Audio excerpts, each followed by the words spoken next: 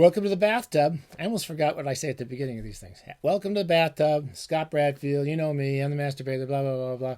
Dodo's over there in the cage. Pure mountain water, post-tech. Nothing but post-tech.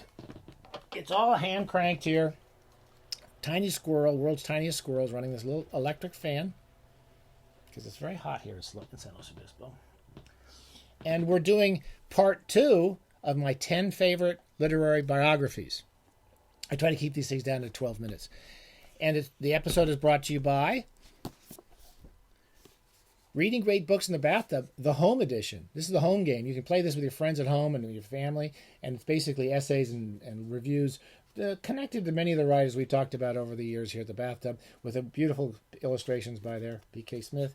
And my new novel, On the Planet of Bold Women. They're not shy women. They're not demure women. They're not even self-effacing women. They're bold women. They're bold and they're not afraid to show it. And that's about a guy who has to deal with all these bold women. We've done about six volumes so far. Let's do 4 more. 4 biographies that I just love, and it's hard to get rid of them off my shelves, even though I don't have room for them.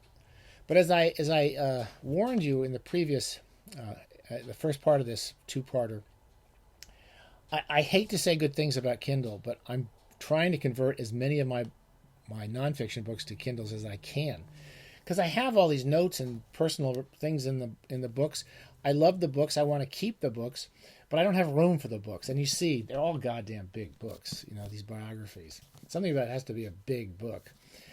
Anyway, I've given away. This is probably number 7, I guess.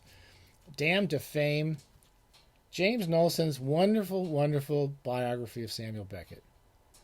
I just remember all these are books that you can take in the bathtub and read in the bathtub with the same pleasure as any novel or book of poetry. They're just beautifully written, well-told stories about these men and women who are mainly men. I'm sorry, I'm always doing that. But at the same time, I love Samuel Beckett. I love this biography. I read it very quickly. I want to read it again. All these are books I really want to read again. And as much as I've always liked Beckett, I think it really definitely contributed to my love for Beckett, reading about this very strange, shy, intelligent, very kind man, I think. So that was number 7. Number 8, again, books I just remember real fondly. Bernard Crick's George Orwell, A Life. I remember just really thinking he had a really good sense of his politics and his humanity, and it was a really good read.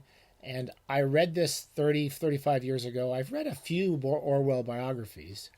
I've probably read Orwell as much as any writer we've talked about in here with great pleasure, mainly his essays and his nonfiction. And I think Bernard Crick really did a terrific job with Orwell. And every biography I've seen since then just seems kind of uninteresting. What else have we got here?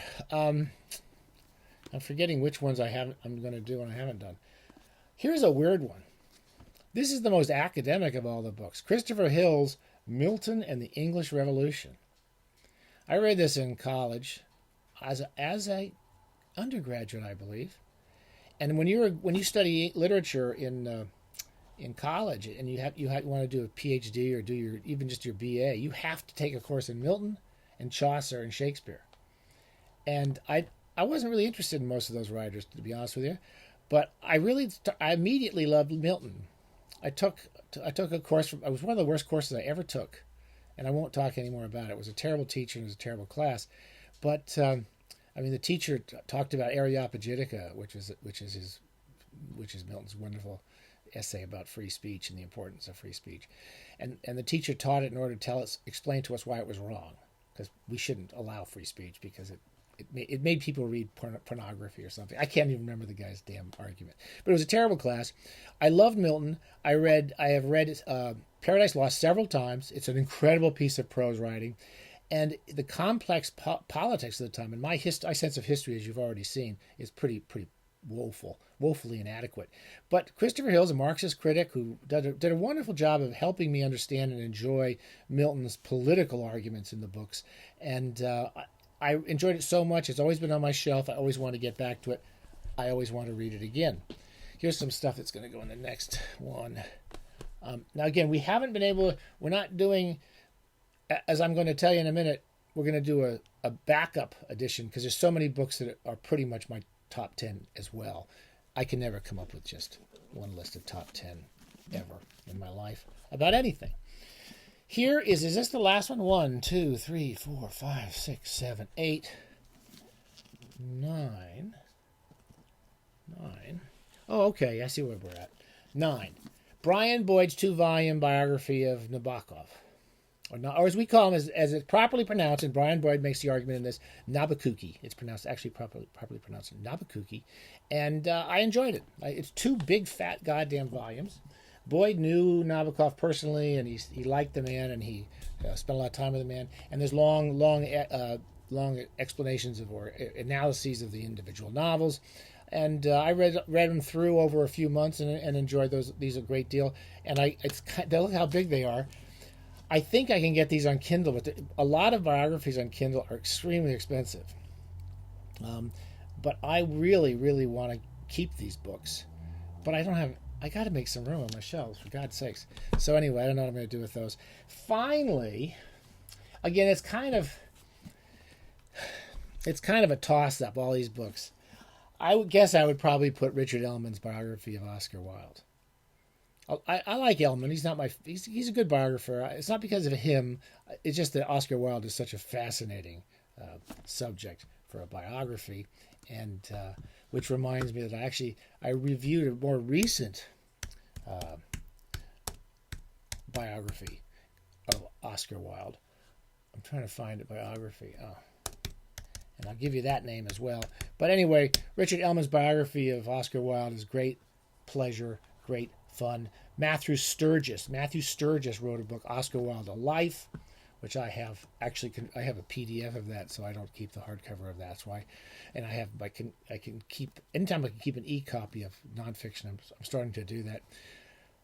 It's hard to get rid of a book like this. I love it. I do want to read it again, and I love Oscar Wilde, and I think Ellmann did a very good job with him. Okay, I think that's 10. I'm now going to do this is the third part of this series, is going to be books that should be on the top 10 list, and I'll probably get them mixed up. Anyway, all of those are great biographies. All of them are great enjoyment. They all are good reads on their own, and they all contributed to my enjoyment of some of those writers. Normally, critical biographies, so forth, are kind of full of bull and come out of their own butts and all that.